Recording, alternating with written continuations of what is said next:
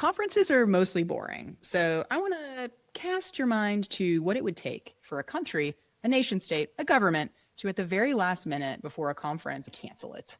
The Zambian government just pulled the rug on RightsCon, and this is a massive global conference where thousands of people get together to make the internet and digital technology safer and freer for everybody. When digital rights people can't connect, they have less ability and power to align and fight for all of our rights. So this is a really big deal, not just for the activists and researchers that were super excited and had been preparing for months to come together in Zambia. It's also a huge blow to everyone else who uses technology, which is basically everybody. Before I tell you why RightsCon got canceled and why we should all be concerned about what it means for my, your, our digital rights, let me tell you how we got here and what I think it means for all of us on the internet today. So taking a step back, I went to my first RightsCon in 2011, which now feels like a completely different era. It feels like 100 years ago. It was a time when social media companies showed up to tussle on stage with civil society about freedom of expression. We're talking representatives of Facebook hashing it out with human rights defenders who had been arrested because they had said certain things on the internet, and the policy of Facebook was being figured out kind of as it scaled globally. It was also a time when certain countries, they were the bad guys, and there were other countries that at least pretended at the time to be the good guys. And human rights defenders were recognized at this event, and they were platformed in a way that felt so potent as the internet was transforming our world. This year feels like a different century. The digital rights movement, the network of people that try and improve the quality of the internet and make it safer and freer for everyone, it's getting attacked on all sides. Companies who used to fund it are now maligning it. Governments who used to pretend to be bound by human rights are now bullying organizations and activists and stripping them of funding. Rising autocracies are putting the pressure on, and some governments are even suing these organizations as part of a rise of techno-fascism and autocrats around the world. Governments that used to pretend to share human rights values are now adversaries, which makes it a completely different environment within which a conference like this gets organized. So fast forward to this week, I was supposed to travel on Monday, as were 4,000 other people, all descending on Lusaka, and the government of Zambia decides to cancel the conference. They put out a statement saying they have postponed it. Turns out they didn't even actually tell Access Now, the organizers of the event, at all before releasing the statement. So how did this conference of well-meaning advocates and researchers get rug pulled by its host country? There's three theories as to why I think Zambia canceled RightsCon. The first is that Zambia is in negotiations right now with the United States, negotiating whether or not it's going to get to fund its HIV programs that are historically funded by the US government. And that deal is being tied to a critical mineral priority access deal, where basically the US government is trying to arm twist Zambia into agreeing to give American companies priority access to the abundant critical minerals in Zambia in exchange for a reduced amount of money to support their overall HIV health programs, where it has highest rates of HIV in Africa. The second theory is that Zambia wanted to keep the peace with China because they're negotiating some key deals, a tariff particularly around critical minerals as well, and that is also being live negotiated this week.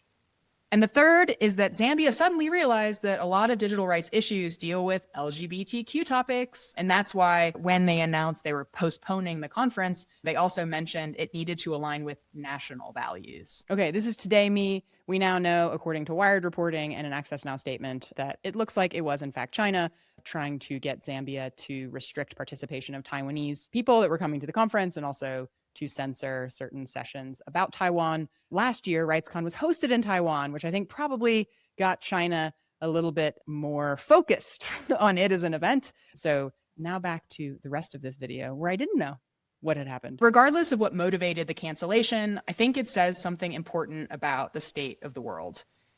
There's three reasons why this concerns me, and I think probably concerns you if you're in this space or if you're literally anyone who uses technology. One is that this is a wholesale collapse of safe global spaces to work out what the digital world should and could look like.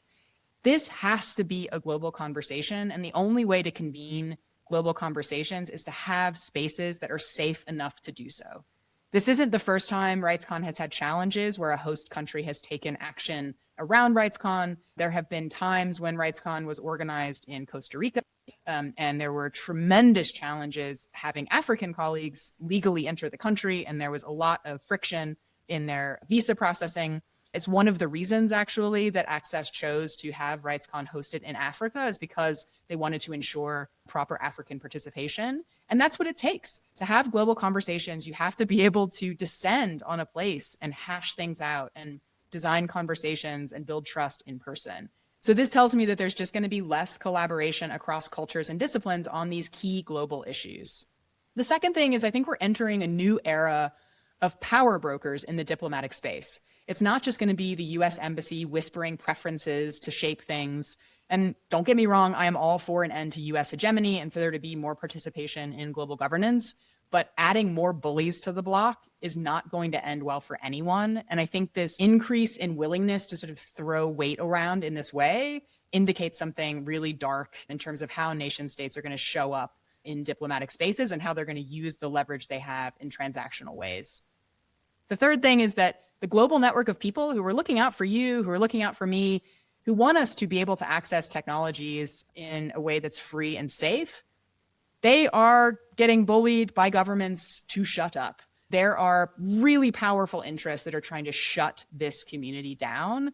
And I think that's really dangerous for so many reasons, because the questions we need to answer for ourselves are only getting more complicated and only getting higher stakes. And without this network of people who are acting in the public interest, who are using incredible skills to protect marginalized groups and understand these extremely difficult technical and political questions, if those people can't do good work for us, then basically everything is going to get less safe. And that trend to me is, I think, what most concerns me about RightsCon being canceled in this way. When the people who care about our safety and rights can't get together, that means they can't align and fight back against the governments and companies that want to surveil and silence us and want to lock down online spaces in ways that are toxic and construct a future that we just don't want and we don't deserve. We should all have a vested interest in protecting the spaces that are built to protect us. And I think RightsCon and the digital network that it is designed to convene is one of those spaces. So to the Access Now team that puts on this mega conference, sometimes in a way that's kind of thankless, I think historically this conference has been put on in a way that is brave and it is strategic and it is inclusive and it is continuously improved from that very first RightsCon I went to in 2011 in San Francisco. And I'm really glad that it's not hosted in San Francisco anymore and that it does travel the world. We know how hard you have worked to make this a truly global conversation, and it was worth trying, and we all think you're great. So if you're feeling bad about being a conference organizer who just let 4,000 people down, I don't think anyone thinks that. I think everyone knows that this is a watershed moment where a government took incredible, unprecedented action in a way to undermine a space that you've spent so much energy curating and building. And we really appreciate all the work you do on that front.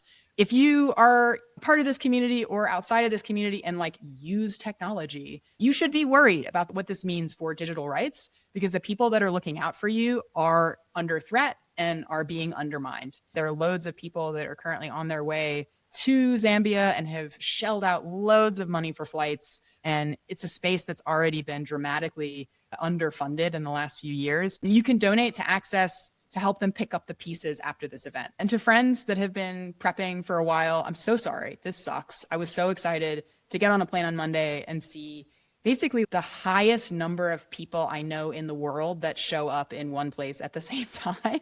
And I am deeply, deeply disappointed that this is not going to happen. I've been looking forward to it for months. And we were going to host a live show, which I'm also sad that we're not going to get to feature some amazing African advocates and researchers who are working on and in Africa on a lot of digital rights issues. There's also just so many amazing organizations that would have been there sharing their work and sparking critical conversations and connecting with new possible partners. So we're going to drop some links in the description of things we were really excited about seeing and sharing. And we would encourage you to do the same. So if you're stuck at home and you were going to be in Lusaka next week, and you've got things that you really want to share, do drop them in the comments. Let's not let this cancellation undermine all the hard work that's gone into this. And let's use this as an opportunity to platform each other and draw attention to projects, organizations, people that you want to share with others. Finally, I just want to say, you're doing something right when you trigger this kind of geopolitical pressure. So I think kudos to the digital rights space for doing the difficult work and engaging in this way, in a way that leads to this kind of backlash. Small consolation, I realize, and I think the problem is that it's going to take less and less to trigger it in this new future. But I think we should be proud of the fact that we're asking the right questions, we're engaging in the right ways that actually have nation states on notice. And to the Zambian government, shame on you, and I hope RightsCon sues your ass.